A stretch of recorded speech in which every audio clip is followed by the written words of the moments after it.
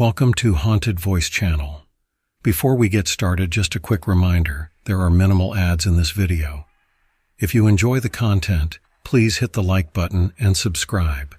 It really helps me create more stories for you. Also, I'd love to know where you're from and what time you're watching. I hope you enjoy the stories, and thank you so much for tuning in. Now, let's get started. I used to think I knew what the wilderness held. As a volunteer search and rescue worker, I'd spent years in the Colorado Rockies, helping lost hikers and guiding them back to safety. But last winter, something happened that changed everything I thought I knew about those mountains. I'm telling this now because I can't keep it to myself anymore. I need someone else to know, to believe me, because I can't sleep at night. Not anymore. It was a snowstorm that brought us out. A pair of hikers, a father and his teenage daughter, had gone missing near Eagles Ridge. They'd been hiking a well-known trail but hadn't returned to their car by dusk. With a storm rolling in, the temperature was dropping fast and every minute counted. I set out with another volunteer, Matt, both of us bundled in layers, with gear strapped to our backs and radios in hand. We made it to Eagles Ridge just as the first snowflakes began to fall. The storm was coming in quicker than expected, and visibility was dropping fast. We'd have to work quickly. Matt and I split up, planning to sweep different sections of the trail, our radios set to the same channel so we could stay in touch. The wind was picking up, and within minutes my tracks were already filling with snow. I'd been searching for about an hour, calling out for the hikers, when I caught sight of something in the distance. Through the swirling snow, I saw what looked like a figure, standing impossibly still. I called out thinking it might be one of the hikers, but there was no response. As I got closer, I realized it was a snowman. A snowman, out here, in the middle of nowhere. It wasn't the usual kind either. This one was tall, about my height, over 6 feet, and made from massive, uneven chunks of ice and snow. It had no face, just hollow pits where the eyes should have been. There were crude arms sticking out, made from long, jagged branches. For a moment, I just stood there, staring at it, unnerved. I couldn't imagine anyone taking the time to build a snowman out here, especially with a storm bearing down. I shook it off and continued down the trail, but something about that snowman stuck with me, a sense of wrongness that I couldn't shake. My radio crackled and Matt's voice came through, tense. "Hey, you seeing anything unusual out there?" I hesitated, not wanting to sound paranoid. "Like what?" "Snowmen. I just found one. Really strange looking. Thought I saw someone near it, but there was no one there." A chill ran down my spine, but I tried to play it cool. "Yeah, I saw one too. Creepy, but probably just some kids messing around." Matt didn't sound convinced, but we both agreed to keep looking. The storm was getting worse and the light was fading. I knew we'd have to turn back soon, but I was determined to find some sign of those hikers. I pressed on, scanning the area, and that's when I saw another one. Another snowman, just like the first. It was positioned off the trail, standing in a small clearing. My heart was pounding now, and I had the uneasy feeling that I was being watched. I circled the snowman, looking for tracks, but there was nothing. The snow was untouched. It didn't make sense. I was about to radio Matt again when I heard it, a faint whisper carried on the wind. At first I thought it was the storm, but then it came again, clearer this time. My name. Paul. I whipped around, shining my flashlight into the darkness, but there was nothing there. Just shadows and snow. My radio crackled and Matt's voice came through, panicked. "Paul, where are you? I just found something." "It's not right." I gave him my location, and within minutes he emerged from the trees, his face pale. "Paul, I found them. The hikers. But they're not okay." We hurried back the way he'd come, pushing through the snow until we reached a small grove. There, slumped against a tree, were the father and daughter. They were sitting, backs to the tree, arms around each other, frozen solid. Their eyes were open, staring blankly, but what struck me the most was their faces. They were twisted into expressions of sheer terror, as if they'd seen something that had scared them to death. I felt sick, but before I could speak, Matt pointed to something in the snow in front of them. More tracks, huge misshapen prints, leading away from the grove and into the trees. We followed them, our flashlights barely cutting through the darkness. And that's when we saw it. Another snowman. Only this one wasn't like the others. This snowman had a face, a twisted, leering face made of ice and stones, with sharp teeth carved into a grotesque smile. It was taller than the others, towering over us, and as I stared at it, I felt a deep, unshakable fear settle in my chest. The snow around it was stained dark, as if it had bled. "We need to go," Matt whispered, his voice shaking. I didn't argue. We turned and ran, stumbling back through the storm, our breath coming in ragged gasps. But as we ran, I realized something horrifying. We weren't alone. I could hear footsteps behind us crunching in the snow, following us. And then I saw them, figures just beyond the edge of my flashlight's beam. They were tall, human-like shapes, but wrong, twisted, frozen. We ran until we could barely breathe, until the trees began to thin and we could see the faint glow of the ranger station ahead. We burst through the door, slamming it shut behind us. Inside, the warmth felt almost unreal, like waking from a nightmare. We looked at each other, both of us pale and shaken, but we didn't speak. We knew no one would believe us. We reported the hikers' deaths as exposure, a tragic accident. But we knew the truth. Those mountains hold something dark, something that watches, waits, and plays with those who wander too far into its domain. I never went back to that part of the woods, and I haven't spoken to Matt since that night. We both knew we were lucky to have escaped with our lives. But I still hear that voice sometimes late at night when the wind howls. My name, whispered like a curse. And I know that if I ever go back, those twisted frozen figures will be waiting for me, hidden in the snow. There are places on the map that don't exist, at least not on the maps most people use. But every now and then, you stumble upon something that was never meant to be found. It was late October when my friend Luke and I decided to go on a camping trip. We had one last weekend of good weather before the cold hit, so we figured we'd go deep into the woods, somewhere remote, just to get away. Luke had always been the adventurous type, and he was the one who suggested a place he'd heard about from an old local. A hidden trail deep in the state forest that supposedly led to an abandoned cabin. I didn't like the sound of it, abandoned cabins in the middle of nowhere. No thanks. But Luke convinced me, saying it would be an adventure, something we could laugh about later over a couple of beers. We packed up our gear and hit the road early that Saturday morning. The drive took us hours, far beyond the usual trails, deep into the woods where the trees closed in on all sides, and the road turned from pavement to dirt. Eventually we parked and started the hike.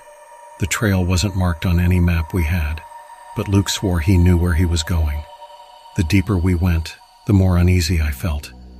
The woods felt wrong, like they were pressing down on us, suffocating us.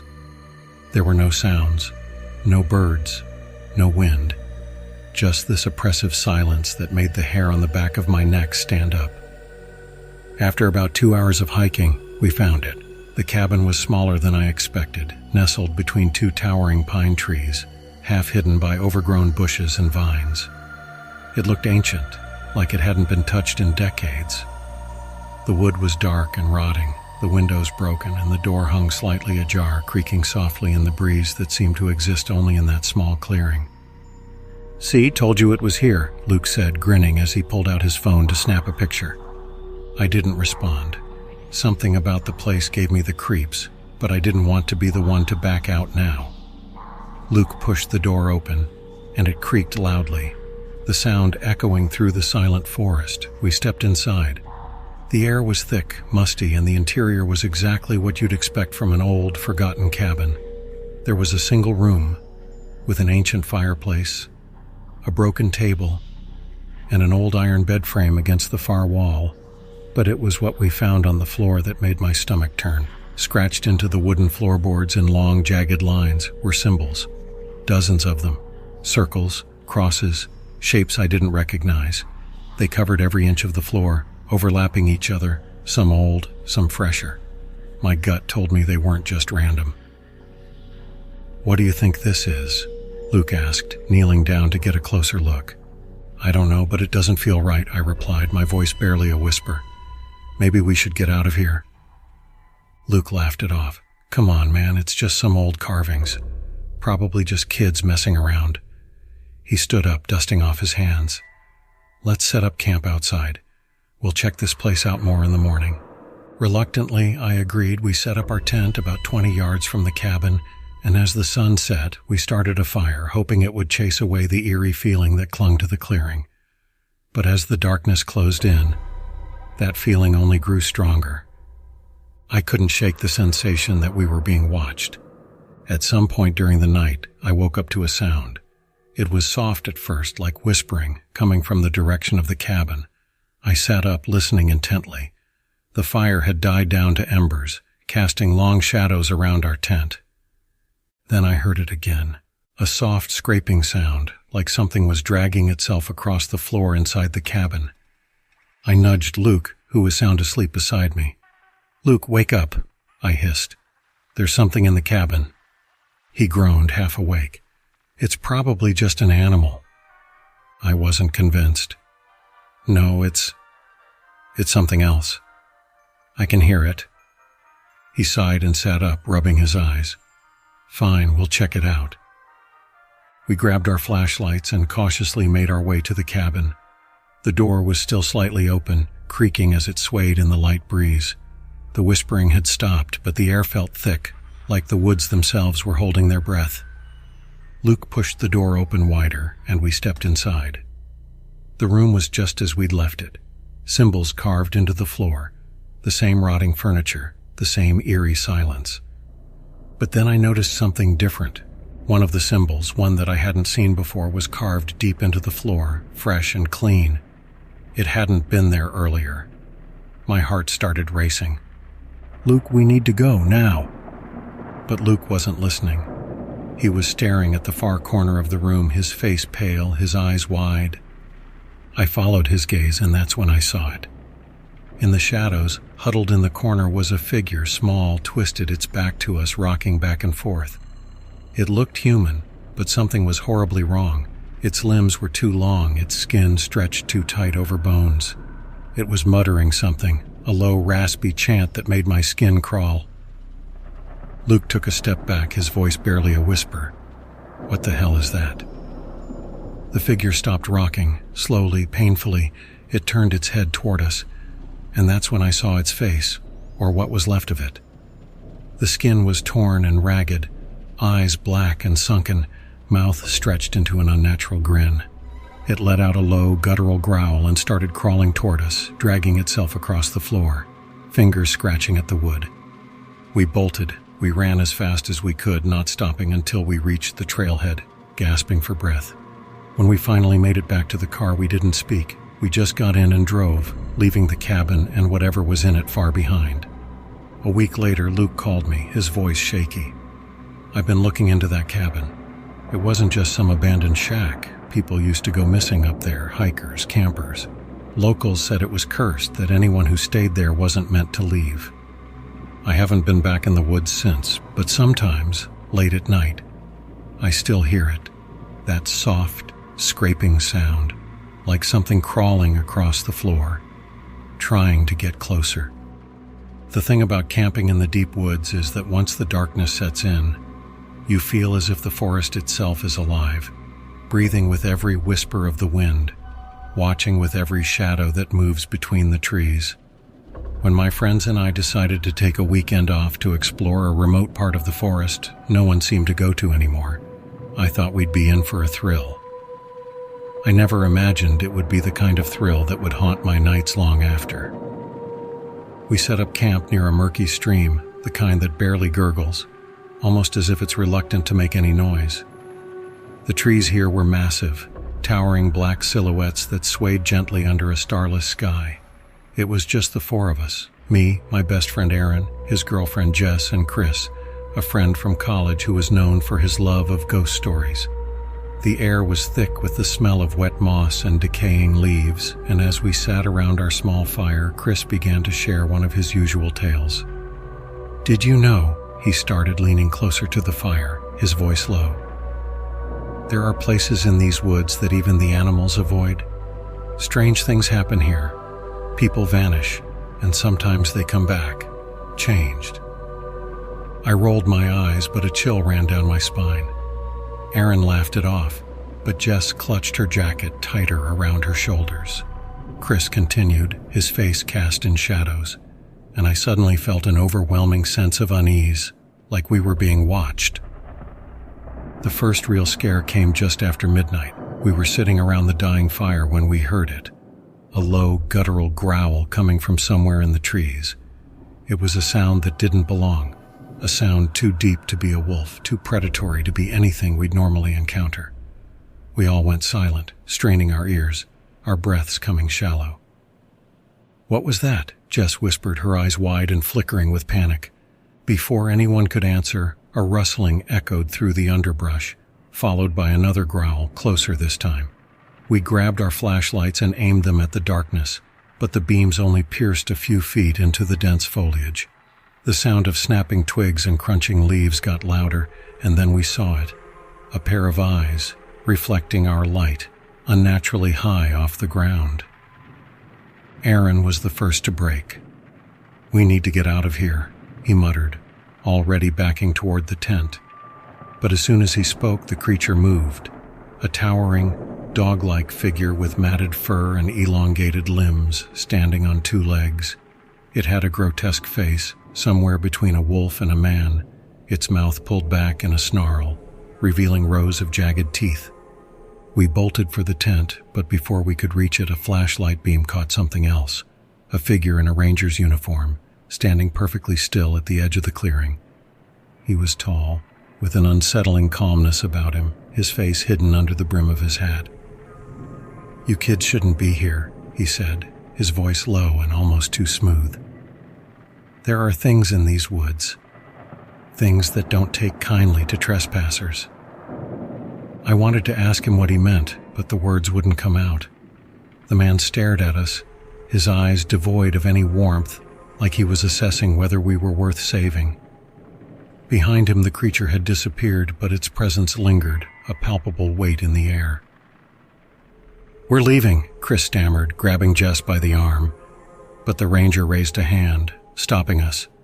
"Leaving won't help," he said, his voice now a disturbing monotone. "They've marked you. You're part of this place now." He stepped forward, his movements too smooth, too unnatural, and I noticed something chilling. His shadow wasn't right. It twisted and stretched, moving independently of his body, as if it had a life of its own. We turned and ran, not daring to look back. The ranger didn't follow, but we could feel his gaze on us, burning through the darkness. We raced through the trees, but the forest seemed to stretch endlessly, the paths twisting and looping back on themselves.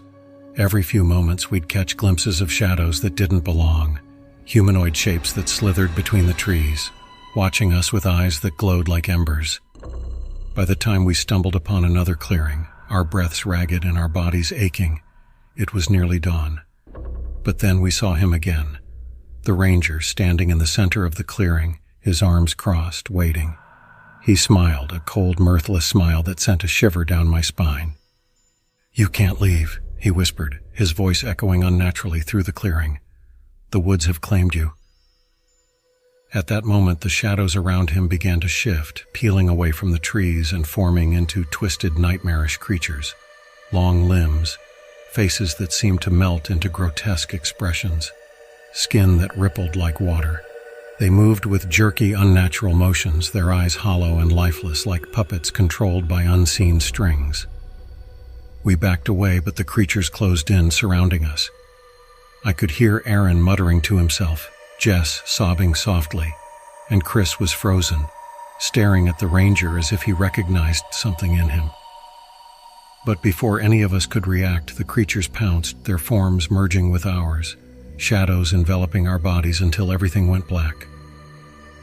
I woke up in my tent the next morning, alone. I called out for my friends, but there was only silence. The campsite was deserted, the fire pit cold and untouched, as if no one had been there for days. I stumbled through the trees searching for any sign of them, but there was nothing. No footprints, no gear, not even a hint that they'd ever existed. As I reached the edge of the woods, I saw him one last time, the ranger standing at the tree line, his face expressionless, his eyes dark and empty. I tried to confront him, to ask him what had happened, but he simply turned and disappeared into the forest, leaving me alone with a dreadful certainty. I wasn't supposed to leave those woods, and though I made it out, a part of me never really did. Because sometimes, late at night, when I'm alone, I see shadows in the corners of my room, shifting and writhing like they're waiting for the right moment to pull me back into the darkness. And I know deep down that someday they will. Camping alone was my way of unwinding, a break from the noise of the city, from people, from everything. The isolation of the deep woods was something I craved, until the night it all went wrong. I had set up camp in a remote part of the Timberlake Forest, an area rarely visited even by seasoned hikers. The place was miles from the nearest trailhead, surrounded by thick pine trees that stretched endlessly into the horizon. I pitched my tent by a small clearing, where a creek's soft gurgle provided the perfect soundtrack for a peaceful night. Or so I thought. As the sun began to set, the forest changed. The pleasant chirping of birds was replaced by an oppressive silence. It felt unnatural, as if something had muted the world around me. I shrugged it off. Just the isolation getting to me, I told myself. But as the sky darkened, that silence felt heavier, like it was pushing down on me. I tried to distract myself by lighting a fire. The crackle of the flames helped, filling the quiet with something familiar. As I sat sipping on a cup of instant coffee, I noticed something strange. A faint whispering sound carried on the breeze. It was so subtle I almost didn't hear it. I paused, listening closely. It came again, drifting between the trees, voices too faint to make out the words. My first thought was that other campers were nearby, but I hadn't seen anyone on the way in. Besides, it didn't sound like conversation, it was more like chanting.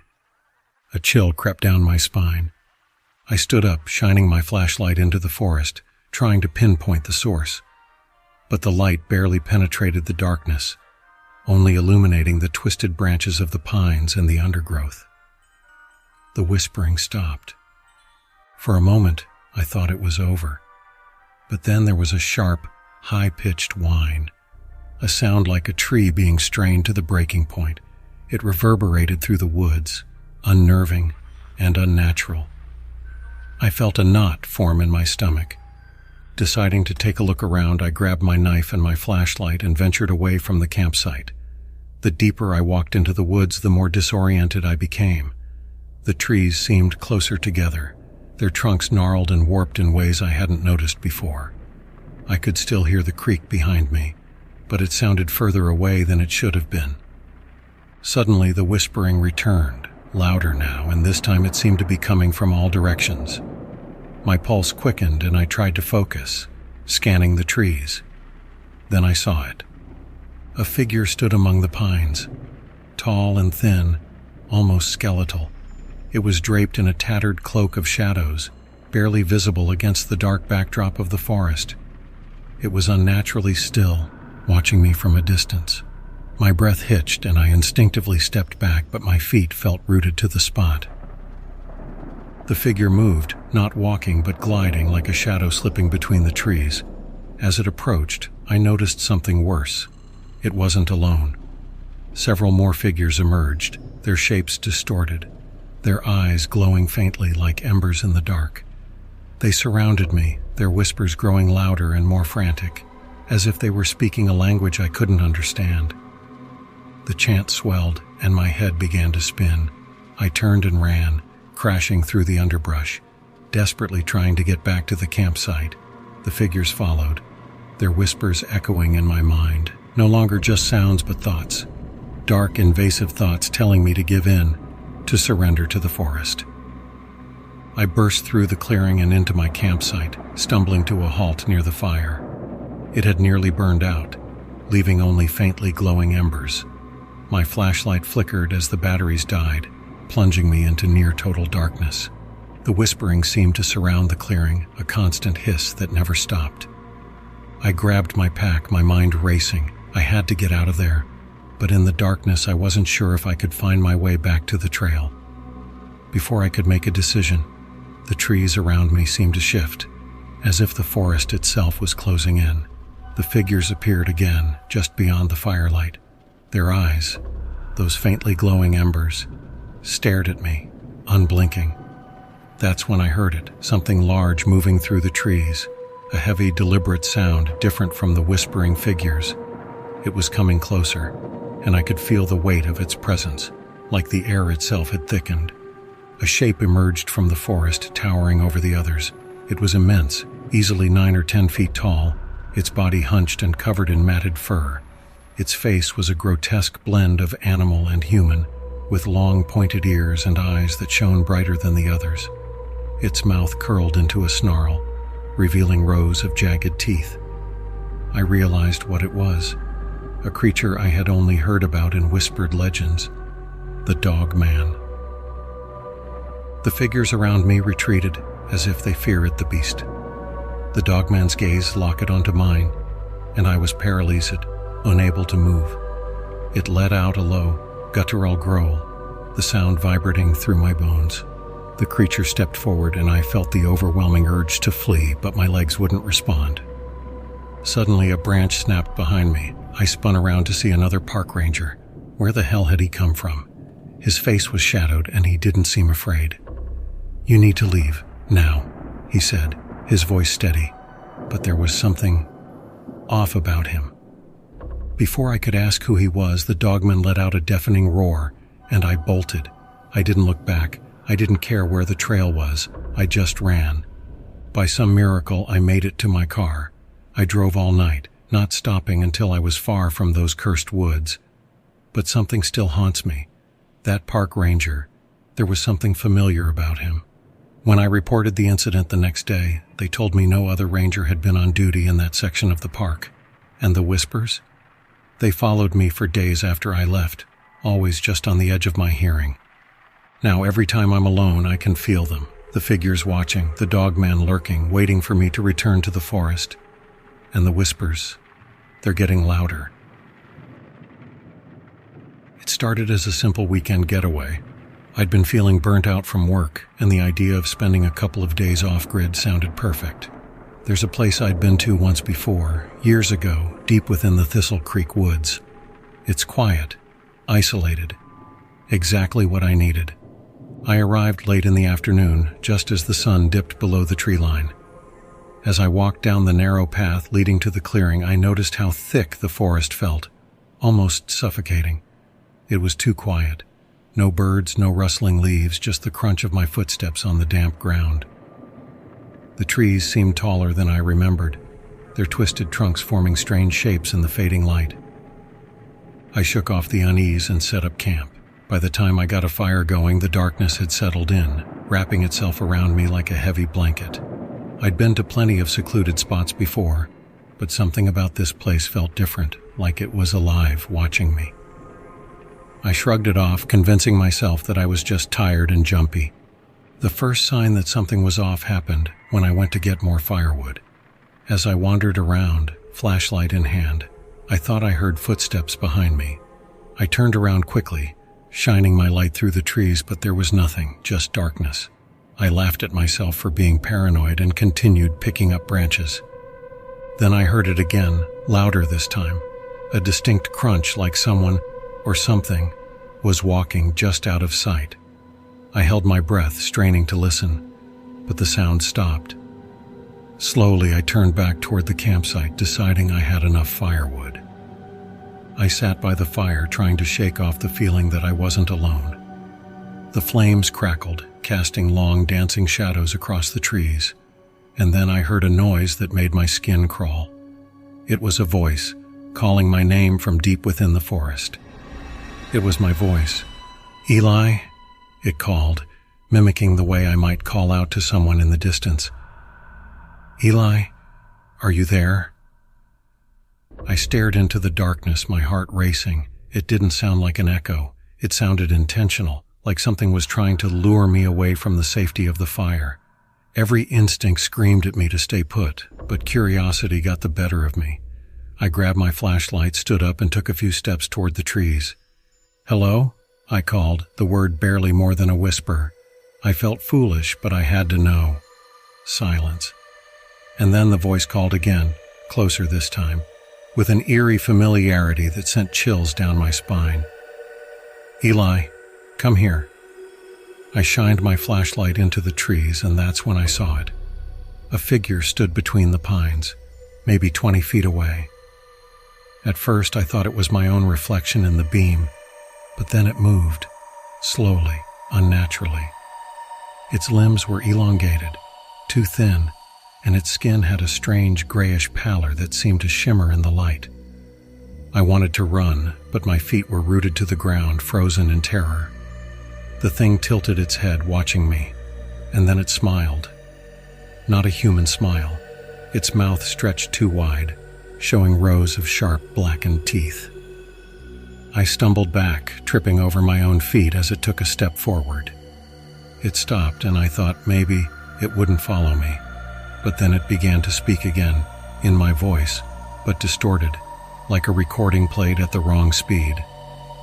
"Eli, stay," it said, holding out one bony hand. I scrambled backward, nearly falling into the fire as I tried to put distance between myself and the creature. My mind raced, grasping for some explanation, but nothing made sense. I'd heard stories of skinwalkers and other cryptids, but I never believed any of it until now. I grabbed my backpack, frantically shoving everything into it, barely carrying what I left behind. My hands trembled as I extinguished the fire, plunging the campsite into darkness. I didn't dare look back as I started down the trail, forcing myself to move even though every step felt like walking through quicksand. As I walked, I could hear it following me, that mimicry of my own voice echoing through the trees, calling my name in a chilling, mocking tone. I tried to pick up my pace, but I was disoriented, the path twisting and turning in ways I didn't remember. My flashlight flickered, and I swore under my breath, banging it against my palm. Then something new happened. A child's laughter, faint and eerie, drifted through the trees. I froze, my blood turning to ice. I could see a small shape ahead, standing just off the path. It was a child, or at least it looked like one, but there was something wrong with its face. Its eyes were too large, its grin too wide, stretching from ear to ear. It laughed again, tilting its head, and then it began to run toward me. I turned and ran faster than I'd ever run before. My lungs burned, my legs ached, but I didn't stop until I burst out of the trees and into the clearing where I'd parked. I threw myself into my car, locked the doors, and started the engine, my hands shaking so badly I could barely turn the key. As I drove away, I glanced in the rearview mirror, half expecting to see the creature following me. But there was nothing, just darkness, swallowing the road behind me. I reached the nearest town by morning and pulled over at a diner, still shaking, my mind reeling from what I'd seen. I tried to tell myself it wasn't real, that I'd imagined it, but I knew that wasn't true. And then, as I took a sip of coffee, I caught my reflection in the window. At first, I thought it was just the trick of the light, but then I saw it. My reflection wasn't mimicking me. It was smiling. I looked down at my hands, but in the glass I saw those thin gray fingers and that too wide grin. I jumped up, shattering the coffee cup as I backed away from the window, but my reflection stayed there, staring back with that horrible, twisted smile. Now every time I look in a mirror, I don't know what I'll see. Sometimes it's just me. Other times, it's something else. Something that's been watching, waiting for me to slip up. And I know that if I ever see it again, it'll be the last thing I ever see. I've always been a big fan of camping. There's something about escaping into the woods, miles away from civilization, that just feels right. Or it did, until last summer. I used to believe that the forest was a place of peace, a sanctuary away from the noise and chaos of the world. Now I know better. It started as an ordinary weekend camping trip. My friend Josh and I had planned to hike up to a remote spot in the Catskills that we'd read about online. It was supposed to be beautiful, unspoiled nature, clear skies, and most importantly, absolutely no cell reception.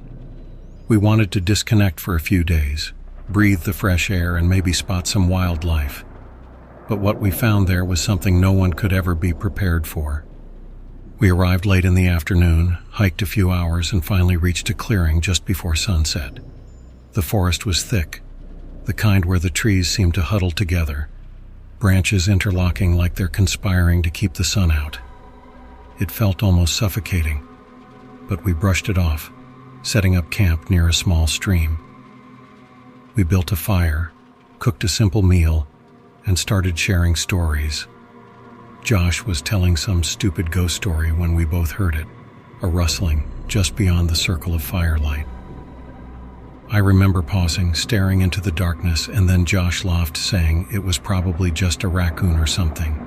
I foresaid a laugh too, but I couldn't shake the feeling that something was watching us. You know that feeling, when you're sure there are eyes on you, even if you can't see them? I shook it off, but that night I didn't sleep well. I kept hearing sounds. A snap of a twig, the low murmur of something that might have been wind but almost sounded vocal. It was like someone whispering, too low to understand but close enough to send chills down my spine. The next day we decided to hike deeper into the woods. We'd only gone about a mile when we found the tracks. They were huge, like a wolf's, but wrong. Too long, too narrow, and with claw marks that dug deep into the earth. Josh thought they might belong to a bear, but I'd never seen bear tracks like these. Whatever it was, it had circled our campsite during the night. The tracks led away from our camp, disappearing into the dense underbrush, and for a moment I thought we should just turn back. But Josh insisted on pressing on. We continued our hike, and as we went deeper, the forest seemed to grow colder, darker, like the trees themselves were trying to swallow us. The air felt thick, damp, and there was this smell, like rot mixed with wet earth, but more sour, almost metallic. I remember thinking I'd never smelled anything like it, and I hoped I never would again. That evening, as we settled in for the night, I heard the noises again, louder this time and closer. It started with the rustling, but then I heard a low growl, followed by what I can only describe as a snarl, like an animal, but not any animal I'd ever heard before. Josh and I sat frozen, straining our ears, barely breathing. And then, just outside the firelight, I saw it. A figure, hunched over and gaunt, with glowing eyes that seemed to reflect the flames back at us. It was there 1 second and gone the next, disappearing into the shadows like smoke. Josh was brave, or stupid, enough to try and follow it. He grabbed his flashlight and darted into the darkness, ignoring my frantic whispers to come back. I didn't want to be alone, but I also didn't want to go after him. I stood there, heart racing, listening to his footsteps fading away. And then, silence. Complete, oppressive silence. Like the whole forest was holding its breath. After what felt like an eternity, I heard Josh's scream. It was this horrible guttural sound, the kind that sticks with you long after you hear it. I ran toward the sound, yelling his name, stumbling through the trees until I found him. He was on the ground, clutching his leg, blood seeping through his fingers. He kept babbling about something he'd seen, something with claws, something with teeth. He kept saying, "It's not human, it's not human." I tried to calm him down, but he was beyond reason, shaking and pale as a ghost. We hobbled back to camp, and I did my best to bandage his leg, but he wouldn't stop staring into the darkness, mumbling to himself. We stayed awake the rest of the night, barely speaking, barely moving, listening to the sounds around us, footsteps, scratching, growling. It circled us, just out of sight, like it was toying with us, waiting for the right moment to strike. By morning, Josh was too weak to move, so I left him with our supplies and sprinted back to the car as fast as I could. I was terrified to leave him, but I didn't see another choice. I remember running, feeling like something was chasing me, hearing those awful sounds growing louder, closer, until I finally burst into the clearing where we'd parked. I grabbed my phone and was about to call for help when I saw it. Standing at the edge of the forest watching me was... I don't even know what it was. It was tall, with limbs that seemed too long, its eyes glowing with a strange, unnatural light. I couldn't move. I couldn't breathe.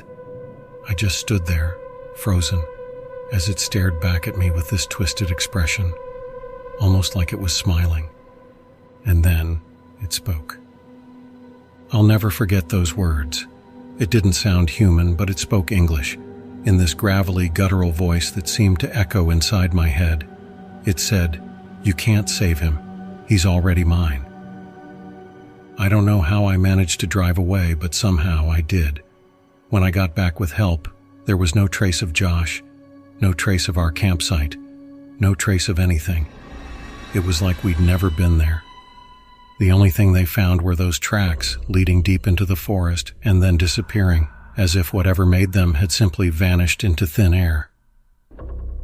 I still don't know what happened that weekend or what kind of creature we encountered, but I can still hear its voice sometimes, late at night when everything is quiet, and I know it's still out there, waiting, watching, and I'll never set foot in those woods again. I always thought I was a rational person. Science, logic, facts, those were my tools. So when my cousin Rachel told me she'd found an old cabin out in the woods, a place she thought would make for an interesting weekend getaway, I wasn't worried. I figured it was just another rundown relic, forgotten by time, but that was part of the charm. Besides, Rachel was always into this kind of stuff, finding these strange, abandoned places and exploring them. This time, she wanted me along. She called it the Lost Cabin, saying that it had a strange history and was rumored to be haunted. I laughed it off. Haunted or not, I figured it would be fun to check out. We drove out early in the morning, parking at the edge of the woods and hiking in. The trees were dense, their branches tangled overhead, blocking out most of the sunlight. Rachel led the way, navigating with an old map she'd found in some dusty antique store. I could feel the silence pressing in around us, thick and heavy, the kind of quiet that makes your skin crawl. But I kept telling myself it was just nerves, just the thrill of exploring the unknown. After about an hour, we found it. The cabin was half hidden by overgrown vines and moss, barely visible among the trees. It looked ancient, older than any building I'd ever seen, with its wooden walls weathered and warped, the roof caved in on one side. It was like something out of a nightmare, yet I felt strangely compelled to go inside. The door creaked open, the sound echoing through the empty rooms. The air was thick, musty, with a scent that was a mix of mold and something else, something faintly metallic, like old blood. I could see strange symbols carved into the walls, spirals and jagged lines that seemed to pulse in the dim light. Rachel was fascinated, snapping photos with her phone, chattering excitedly about how this place was a goldmine for her blog. I tried to match her enthusiasm, but I couldn't shake the feeling that we were being watched. We split up to explore the place, Rachel taking the upstairs, while I stayed on the ground floor. The cabin wasn't large, but every step felt like it took me deeper into some forgotten corner of the world. I found myself in a small room at the back, empty except for a cracked mirror on the wall and a small table. On the table was a notebook, its pages yellowed with age. I opened it and my heart skipped a beat. The pages were filled with drawings of creatures, things that looked almost human but twisted, distorted. Some had elongated limbs, others had too many eyes, too many teeth. Scrawled beneath the drawings were phrases that made my blood run cold. It watches, it waits, it knows your name. I felt a chill, as if a cold hand had brushed against my neck. I turned around, but there was no one there. That's when I heard Rachel scream. I ran upstairs calling her name, but there was no answer. The only sound was the creaking of the floorboards beneath my feet and my own ragged breathing. I found her in a bedroom staring at the wall, her face pale and eyes wide with terror. I followed her gaze and saw what she was looking at, a large wooden wardrobe in the corner, its doors slightly ajar. Without thinking, I walked over and pulled the doors open. Inside was a tattered coat hanging from a rusty hook, and beneath it, a trapdoor set into the floor. I looked back at Rachel, but she didn't move. She just kept staring as if in a trance. I knew we should leave, that we'd already seen enough, but something compelled me to open that trapdoor. The hinges groaned as I lifted it, revealing a narrow staircase leading down into darkness. A faint, sickly sweet smell wafted up, a mix of decay and something else, something I couldn't quite place. I hesitated, but then I heard a sound, a low, guttural growl coming from the depths below. My stomach twisted, but curiosity overpowered my fear, and I took the first step down. The darkness swallowed me as I descended, the air growing colder, thicker. I could barely see, but I kept going, one step at a time, until I reached the bottom.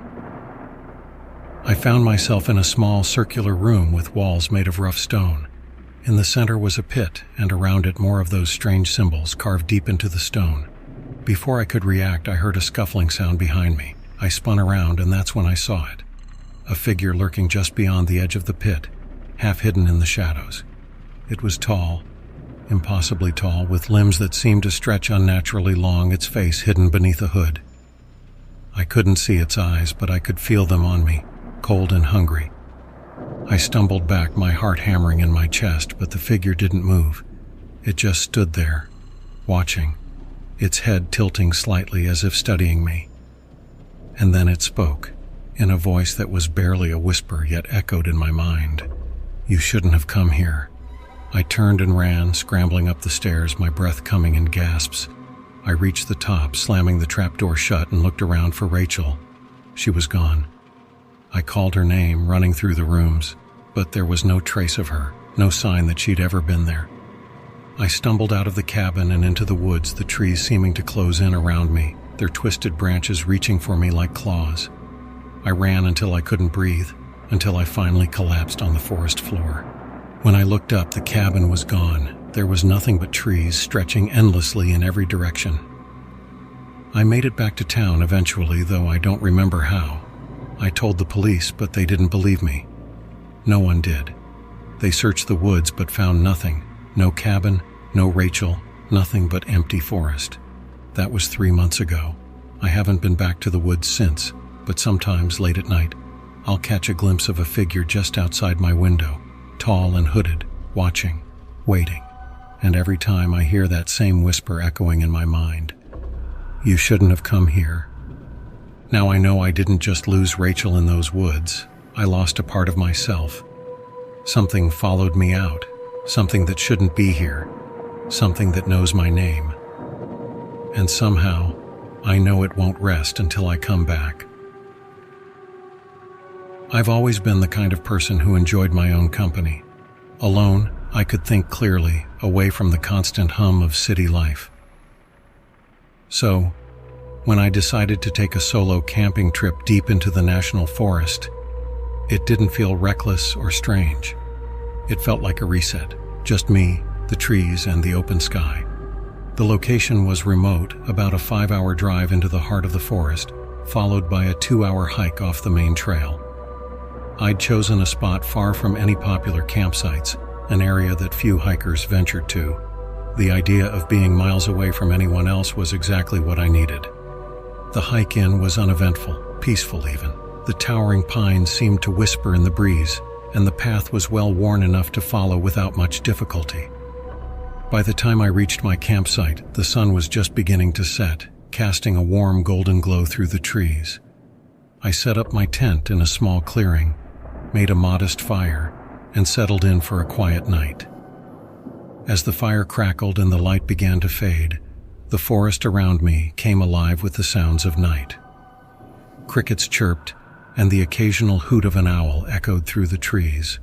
It was comforting, in a way, being surrounded by nature's rhythm, but as the darkness deepened, the forest seemed to change.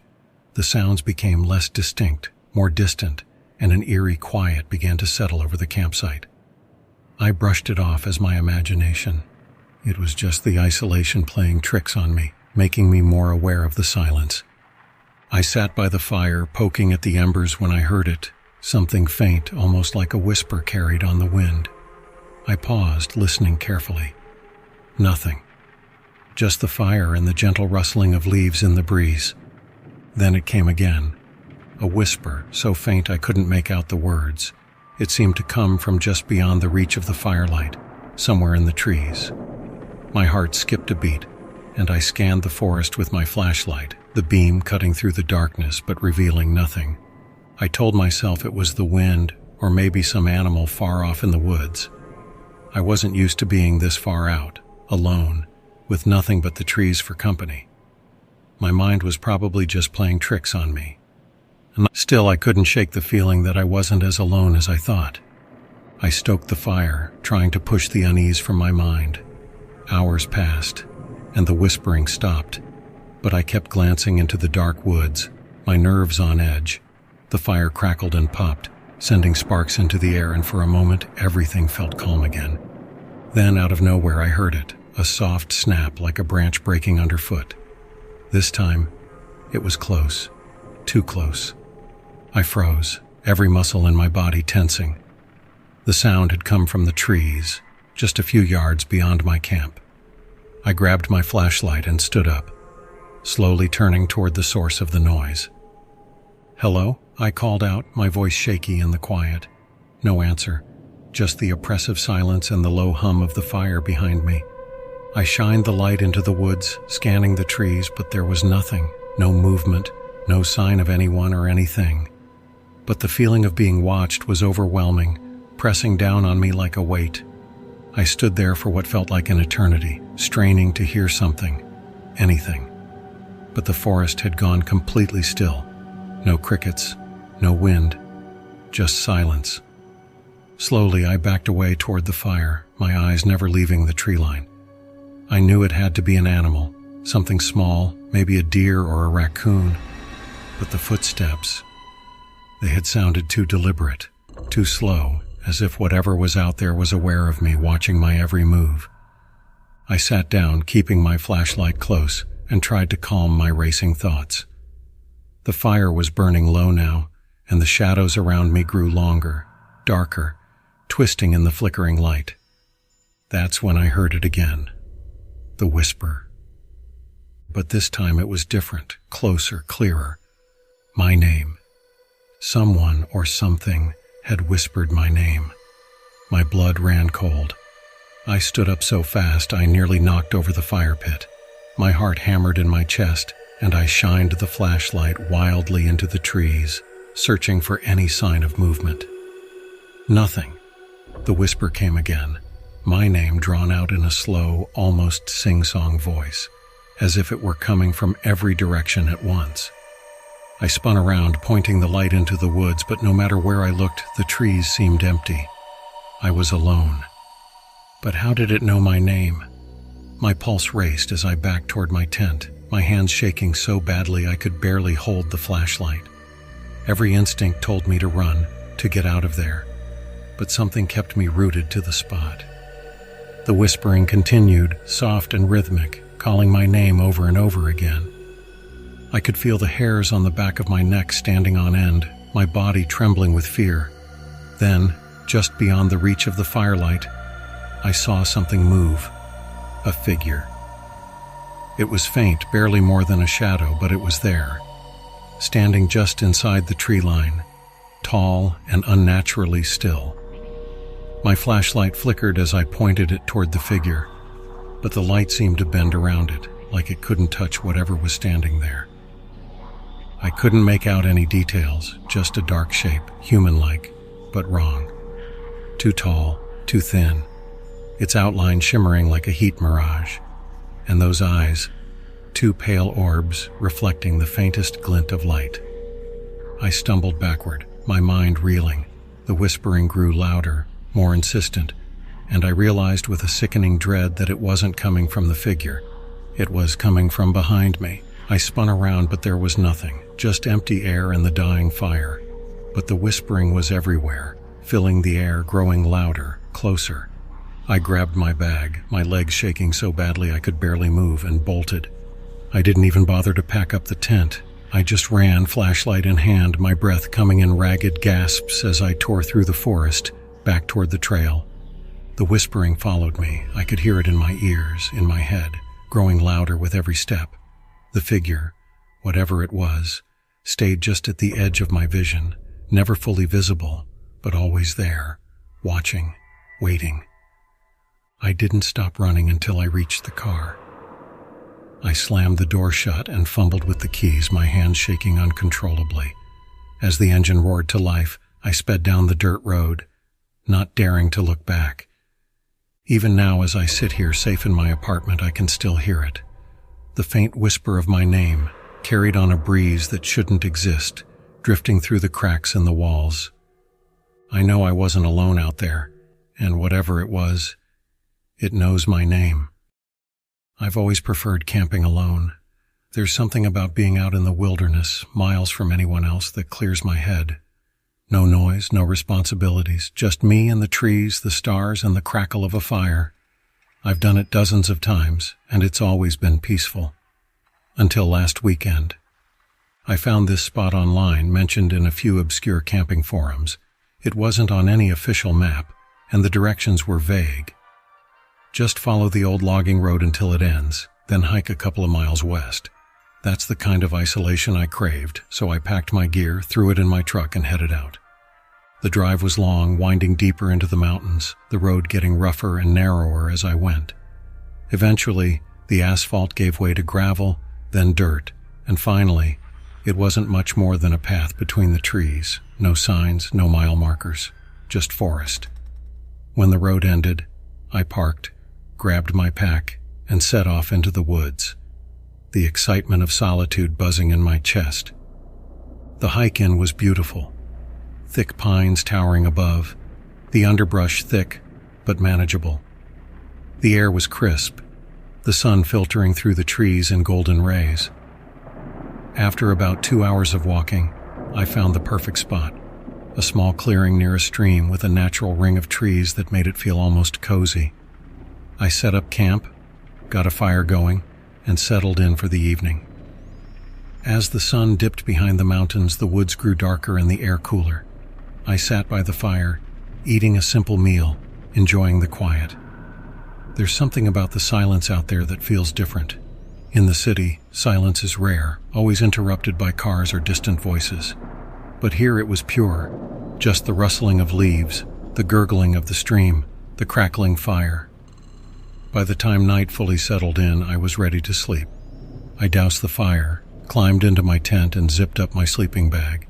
The stillness outside was comforting at first. No animals, no wind, just the deep, quiet forest. But sometime around midnight, I woke up. At first, I wasn't sure why. I lay there in the dark, blinking, trying to shake off the grogginess. My mind struggled to latch onto anything. And then I realized the woods were too quiet. The usual nighttime sounds, the rustling, the distant calls of owls or coyotes, were gone. It was as if the entire forest was holding its breath. I told myself I was being paranoid. It's easy to spook yourself when you're alone. But then I heard it. A soft shuffle, like something moving through the underbrush. Close, too close. I froze, every muscle tensing. I lay there, listening, my heart pounding in my ears. The sound came again, a slow, deliberate crunch of leaves, as though someone or something was walking just beyond the edge of my camp. I sat up slowly, careful not to make a sound. My hand groped for the flashlight by my side, fingers trembling. I clicked it on and pointed it toward the tent's zipper. Another step, closer this time. I unzipped the tent just an inch, enough to peer out into the dark. The beam of my flashlight cut through the blackness, but I couldn't see anything beyond the trees.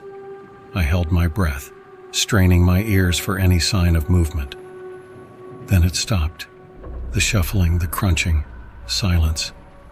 For what felt like an eternity, I sat there, flashlight shaking in my hand, waiting for the sound to return. But it didn't. After a long time, I convinced myself it had been an animal.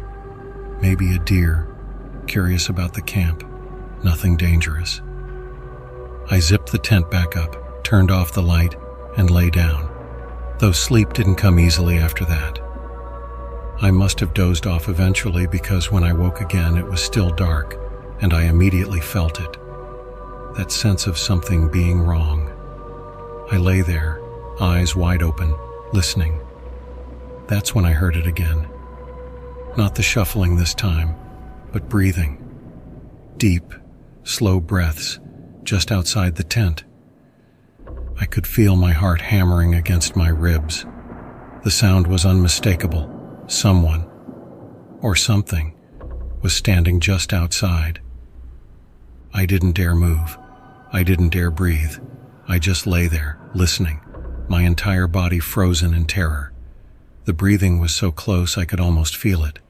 Slow, heavy, like someone taking long measured breaths right next to the thin fabric of my tent. I wanted to scream. I wanted to bolt out of the tent and run, but I couldn't. All I could do was lie there, paralyzed, waiting for it to stop. But it didn't. For what felt like hours, the breathing continued, steady and rhythmic. My mind raced, trying to make sense of what was happening. Was it an animal? A person? Was someone out there, just standing, watching me? Suddenly the breathing stopped. I didn't dare move. I lay there, counting the seconds, the minutes, waiting for something to happen. But the forest was silent again. No footsteps, no shuffling, just silence. After what felt like forever, I finally worked up the courage to move. I grabbed the flashlight and turned it on, my hands shaking so badly I almost dropped it. I unzipped the tent, slowly, and shined the light outside. Nothing. The clearing was empty. The trees stood tall and still, their shadows long and dark in the beam of my light. There were no footprints, no signs of anyone having been there. But I knew what I had heard. I wasn't imagining it. I didn't sleep for the rest of the night. I sat there huddled in my sleeping bag, flashlight in hand, waiting for the sun to rise. Every rustle of the wind, every creak of a branch, set my nerves on edge. But nothing else happened. When the first light of dawn finally broke through the trees, I packed up my gear in record time. I didn't bother with breakfast or even putting out the fire properly. I just wanted to get out of there.